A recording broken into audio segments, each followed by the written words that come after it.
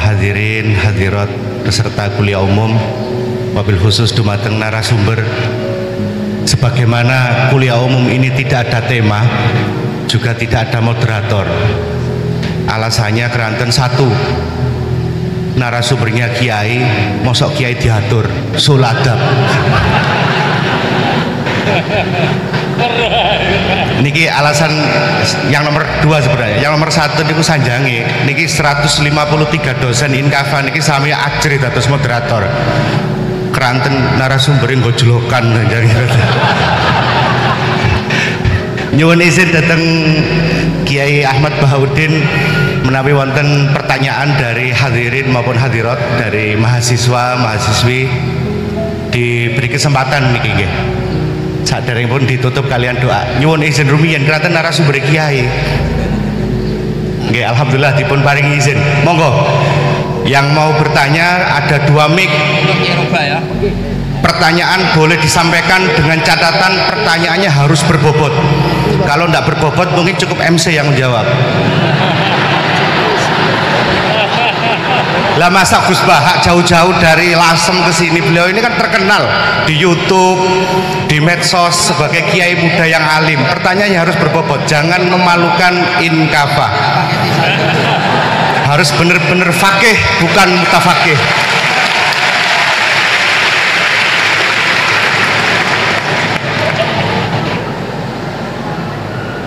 Insya Allah beliau masih ada waktu sekitar 50 menit karena kemarin janji beliau akan meninggalkan tanah suci, suci Manyar maksudnya, pukul 9.30.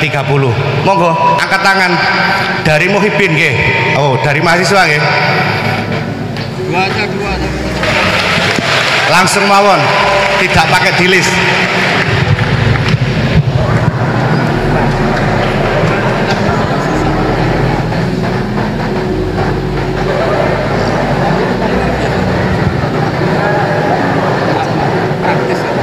Berdiri saja, berdiri.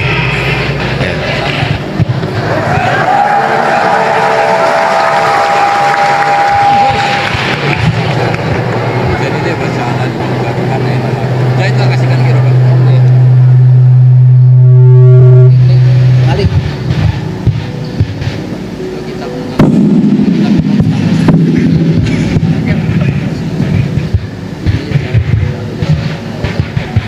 Bismillahirrahmanirrahim. Assalamualaikum warahmatullahi wabarakatuh.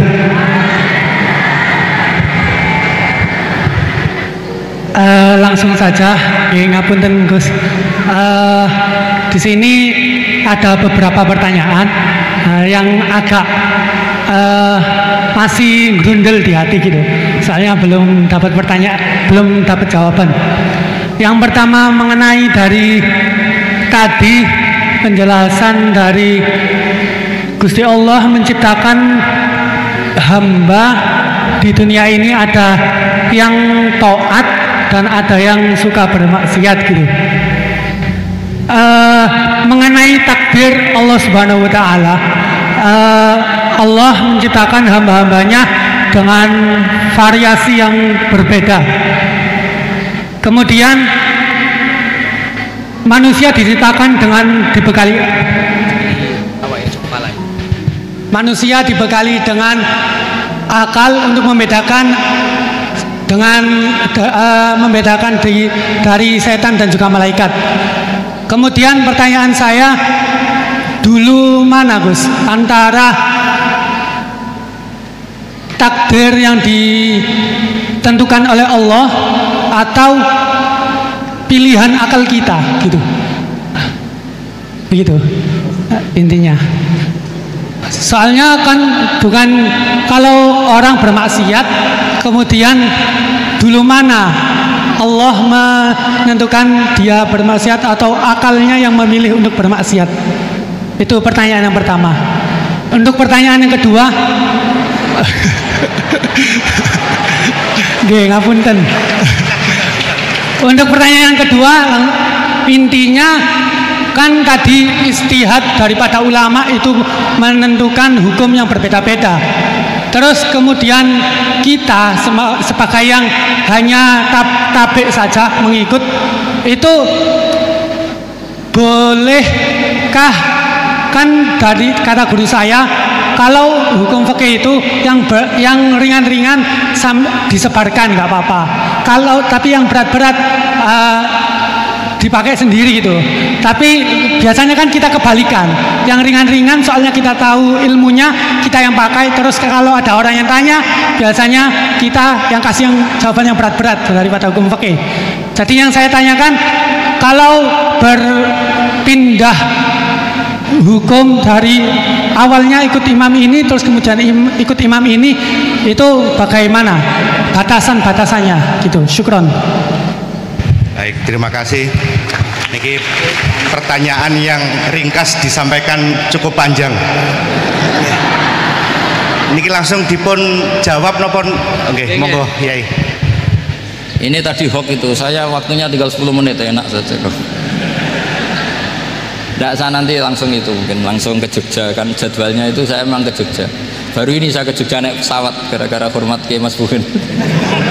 Sepanjang hidup saya nggak pernah ke Jogja naik pesawat, baru ini nanti rencananya naik. Karena tak hitung kalau pakai kereta atau bis nggak menangi ngaji di Jogja. Saya jadwalnya ngaji di Jogja nanti jam 4:30. Begini, itu pertanyaannya betul tadi, itu ngawur betul itu. Karena begini ya, masalah qadha qadar itu kan sudah dibicarakan semua ulama di kitab-kitab. Satu, kita ngikuti ahlul hakikah, idza dzukiral qadar famsiku. Kalau qadha qadar sudah dibicarakan famsiku, kamu harus diam di situ. Karena pertanyaannya gini, kalau kamu orang soleh, dan semoga Anda pelatihan jadi orang soleh, itu melihat Allah sudah menentukan semua, itu keren. Saya bangga punya Tuhan yang sudah tahu nasib saya kayak apa nanti. Saya betapa malunya punya Tuhan yang tak takoi, Gusti sampai nasibnya bahagia mbah ra roh tapi kiresik.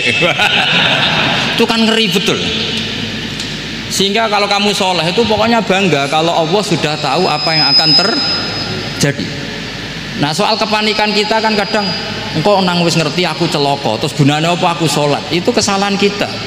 Kita kecewa kalau sekarang soleh, kemudian akhirnya tidak soleh, dan akhirnya kita masuk neraka. Kekecewaan ini namanya khadun nafsi. Kita hanya mikir diri sendiri. Sebetulnya kalau kita abdan lillah, benar-benar hamba Allah, tetap bangga karena punya Tuhan yang tahu apa yang akan terjadi. Makanya yang dibutuhkan kesalian untuk ngakoni qadha qadar, dibutuhkan kesalian. Kalau enggak kriminal betul. Maka Sayyid Hasan bin Ali, saya hafalkan makalahnya itu. Di antara aturan iman harus iman sama qadha qadar. Untuk menunjukkan innahu la yu'sa kurhan wa la yuhlabu kurhan, kata beliau. Supaya kita tahu bahwa Allah itu tidak dimaksiati secara terpaksa. Kamu bisa enggak bayangkan Allah ngeluh gini, sakjane aku ora seneng maksiat, tapi saya bisa berbuat apa? Artinya apa? Kalau maksiat dan keburukan tidak khairihi wa syarrihi minallah, itu Allah akan kurhan. Faham yang saya maksud? Artinya apa? Kita harus berkeyakinan khairihi wa syarrihi minallah. Tapi kita butuh syariat. Lalu setiap orang nakal berkelit kersane Allah juga masalah. Maka diteruskan makalah beliau, waman hammala dzambahu rabbahu faqad fajar. Dan siapa yang menimpakan dosanya atas nama Tuhannya, maka faqad fajaro, dia lacut betul. Wong sing zina kuwi Allah kan gak melok zina, sing maling kuwi ora melok maling. Sing beto mbak-mbak kuwi ora tau beto. Terus kowe muni kabeh krana Allah, itu kriminal betul. Jadi makanya orang soleh itu harus hafalannya banyak supaya niru-niru orang soleh itu. Ini kan ndak ingin soleh tapi pakai akalnya sendiri. Itu bahaya dalam agama, karena agama itu harus ada riwayat. Makanya beliau menyebut 2 kali, siapa yang tidak meyakini khairihi wa syarrihi minallah, maka dia faqad kafar. Karena seakan-akan di dunia ini waqa'a fi mulkihi ma la yuriduhu. Kalau kamu bilang syar tidak minallah, berarti waqa'a fi mulkihi ma la yuriduhu, di kerajaannya terjadi sesuatu di luar kehendaknya. Tapi waman hammala dzambahu rabbahu faqad fajar, orang yang menimpakan dosanya ditimpakan karena Allah, maka faqad fajar, dia lacut betul. Wong Allah ndak ikut maling, ndak ikut zina, ndak ikut korupsi kok Oh, ini kehendakmu ya. Nah, kalau kamu bisa pahami itu ya sudah, jadi orang soleh saja. Kalau enggak ya pilih wa amsiku tadi apa? Sudah, tidak usah dibahas.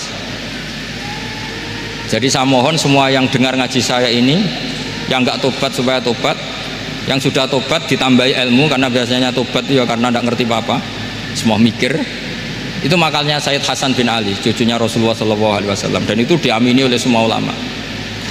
Saya pernah ditanya seorang rektor, nggak terima dosen, nggak terima mahasiswa, rektor tanya, Gus, yang benar itu Jabariyah apa Qadariyah? Jawaban saya lucu, sementing soleh dulu, kalau setelah soleh kamu nggak apa-apa Jabariyah atau Qadariyah. Karena setelah kita soleh, perasaan kita gini, qaddaronillah ala sholat, saya bisa berbuat apa di depan kehendak Allah. Sehingga perasaannya orang soleh ketika mengatakan al-abdu majbur adalah mengatakan la haula wala quwata illa billah. Asal soleh loh ya, asal soleh. Tapi kalau orang itu tidak soleh, dijawab apa saja ya berengkel loh ya. Umpamanya natine ra tau tenang ma Allah. Qadariyah juga sama, ini penting. Misalnya ada orang soleh Qadariyah, mesti cara berpikir, oh pangeran adil ya, sing sholat diganjar swarga, sing zina diganjar neraka, sing ora nyolong diganjar swarga, sing nyolong diganjar neraka, kan adil. Mosok sing nyolong dilebokno swarga, sing sholat dilebokno neraka, kan jadi lucu. Artinya ketika dia Qadariyah juga ingin membaca hikmahnya Allah bikin aturan. Asal soleh, saling lagi asal soleh. Jadi orang itu setelah soleh itu bisa improvisasi sendiri. Makanya ini pentingnya ayat innalladzina amanu wa amilus sholihat yahdihim rabbuhum biimanihim. Orang setelah iman nanti akan ditunjukkan oleh imannya untuk mengelola was-wasnya setan. Misalnya saya itu termasuk kiai yang terkenal kalau diundang susah. Karena saya fanatik fikih, saya punya ibu, saya punya pondok, itu artinya punya kewajiban. Yang bisa mengalahkan kewajiban adalah kewajiban sing akbar, yang lebih besar. Nah ini mau diundang mahasiswa ini kan jelas tidak akbar. Nanti maksudnya tarkul wajib li ajli sunnah, wah kriminal saya. Meleburi bapak meninggalkan wajib demi sunnah. Ya jelas ya, jadi kita harus terlatih dengan bahasanya orang-orang soleh. Kalau tidak masalah besar, masalah qada qadar zaman sahabat itu juga terjadi perdebatan. Terus ada yang cerita, ada riwayat idza dzikira ashabi fa amsiku wa idza dzikiral qadar fa amsiku. Kedua masalah ijtihad fikih, yaitu nggak apa-apa, memang dari awal furu'iyah kan, dari awal furu'iyah. Kalau nuruti ijtihad gini, kalau ada mahasiswa tanya sebaiknya dijawab apa enggak? Mungkin sebagian narasumber sebaiknya dijawab biar marem. Terus sebagian narasumber sebaiknya nggak usah dijawab. Wong mahasiswa ben pinter kok apa-apa takok, gak mandiri. Itu namanya ijtihad. Jadi kalau furu'iyah itu mungkin sekali. Ya ini saya masih punya waktu 2 menit, masih satu pertanyaan itu hoax tadi yang 50 menit enak.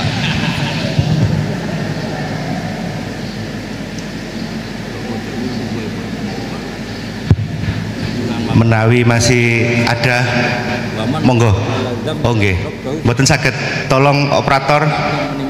Ini tampaknya ibu dosen nggih. Nggih, mestinya kalau ibu dosen itu banyak menjawab, tidak banyak tanya. Yang banyak tanya tadi sanjange Kiai Bahaudin itu mahasiswa. Tapi mboten napa-napa, monggo. Mungkin pertanyaan terakhir sebelum nanti kuliah umum ini diakhiri. Halo, assalamualaikum warahmatullahi wabarakatuh.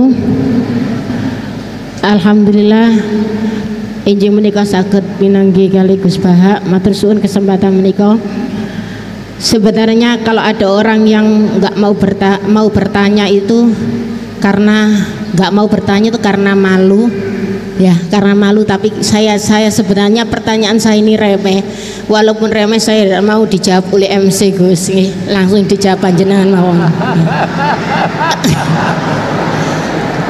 Mengatakan Gus, di antara yang disampaikan dalam perkuliahan tadi disampaikan bahwasanya jangan pernah menolak khilaf, karena khilaf adalah salah satu cara untuk mengawal hukum Allah. Begitu nggih. Untuk saya yang mutafaqih ya, bukan faqih, saya mutafaqihah. Untuk mendalami ilmu fikih itu kayaknya walaupun waktu saya ndak expired ya, sudah tua saya ini Gus G, sudah berumur dan minim sekali pengetahuan saya tentang fikih. Sementara ini yang saya tahu dari bekal mondok saya, dari keluar mondok saya yang saya dapat, kaku-kakune ilmu fikih itu masih fleksibel. Senajan nanti itu mabainal halal wal haram itu tetap saja ada yang menghalalkan, sehingga dalam praktek keseharian saya di kampung itu kalau ada orang tanya, kalau dijawab secara secara kaku itu kadang-kadang ndak matuk. Tapi saya kasih sekiranya sepengetahuan saya itu bisa untuk menjawab dan menenangkan pertanyaan mereka. Cuma kadang-kadang tindakan saya ini saya yakin pasti nanti panjenengan nyalano nggih. Maksudnya begini, minim literatur, minim belajar, sehingga yang saya gandoli untuk menjawab orang bagaimana Bu hukumnya ini, bagaimana hukumnya itu, ya sekedar saya jawab boleh saja, boleh. Sekiranya pertanyaan itu tidak dalam koridor sing syarat pasti itu, misalkan bagaimana hukum meninggalkan sholat, tidak. Semisal hukum-hukum yang kadang-kadang kita itu fikih itu kalau di pondok itu kayaknya kok dinamis ya. Pertanyaannya guru ke murid bertanya, guru menjawab. Tapi kalau kampung tuh kok ruwet ya Gus ya. Maksudnya kok banyak ya kayak memang logis, tapi kita itu dulu kenapa tidak berpikir logis? Sering kadang-kadang pertanyaan itu remeh, bagaimana kalau saya tidak bisa sholat, kalau saya tidak doa kunut, ya enggak apa-apa lah Bu, yang penting sebisanya. Kalau saya enggak bisa apa-apa, akhirnya apakah saya hanya berdoa dengan alif gitu aja, satu huruf itu apa saja? Saya menjawabnya yang sulit Gus. Akhirnya saya jawab, boleh daripada gak sholat Gus, ngoten. Nah, pokoknya kalau kita bicara masalah fikih itu luas, karena fikih itu suatu disiplin ilmu yang sudah melalui proses ijtihad. Kita itu menerimanya secara instan. Di hari ini orang yang mau beristihad silakan beristihad, tapi saya tidak mampu untuk itu Gus. Jadi saya berbahan apa yang saya dapat dari pondok, yang kemudian itu akan mengalami banyak hal yang ruwet. Walaupun kampung saya itu kampung yang primitif, justru orang-orang kampung awam itu pertanyaannya yang sering mengecoh kita. Tapi kalau kita hidup di kampung yang orang-orangnya itu pertanyaannya pinter, Ibu yang terhormat ya, begitu ya, yeah. Ya. MC-nya iya, konkretnya ya, maaf MC agak itu Gus ya, MC karena saya tidak mau dijawab oleh MC. Bagaimana tindakan saya semacam itu sekedar menjawab pertanyaan orang, pertanyaan sekeliling saya yang saya tidak mampu memberi hal-hal yang memberi jawaban yang pasti, padahal itu tidak keluar dari koridor fikih maksud saya ya. Itu contohnya oh ya, sudah Gus kafani biqauli astaghfiru katsir. Assalamualaikum warahmatullahi wabarakatuh. Baik, terima kasih. Awalnya rasa mahasiswa, di akhir-akhir rasa dosen, jadi malah memberikan kuliah tambahan. Monggo Yai menawi. Ya, bismillahirrahmanirrahim. Itu udah pertanyaan, itu curhat. Ya kalau orang latihan jadi tokoh ya memang bingung-bingung sedikit itu bagus lah itu. Ya bagus, gak masalah kan, sampean bingung terus kelihatan bingung, ya bagus, jujur ya. Kalau orang latihan jadi kiai, jadi bunyai ya memang begitu ya, ya agak-agak bingung sedikit. Kalau sudah mapan kayak saya tidak pernah bingung, santai karena tadi sudah yakin semuanya sudah ditulis di Lauh Mahfud. Yang jelas begini, pertanyaan itu ada dua, zaman Nabi pun ngendikan ada dua. Ada soalul mustafhim, orang tanya ingin paham. Ada soalul muta'annid, tanya ingin mempersulit. Nah biasanya masyarakat juga dua tadi, ada tanya ingin tahu, ada tanya yang muta'annid. Muta'annid itu memojokkan kiai. Ya, saya pikir ini sudah dosen pasti tahu gelagatnya orang ini muta'anid apa mustafhim, memang benar-benar tanya apa mempersulit. Misalnya kita ketemu orang fasik ya ada dua, ada yang lugu apa ada yang enggak. Kalau yang lugu tanya caranya tobat, yang memang ingin tobat. Kalau yang enggak ya memang hanya muta'anid.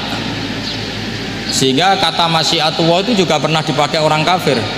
Wa qala alladziina asyraku law sya'allahu ma asyrakna. Kata orang-orang musyrik, kalau kita digedaki Allah juga tidak melakukan musyrik.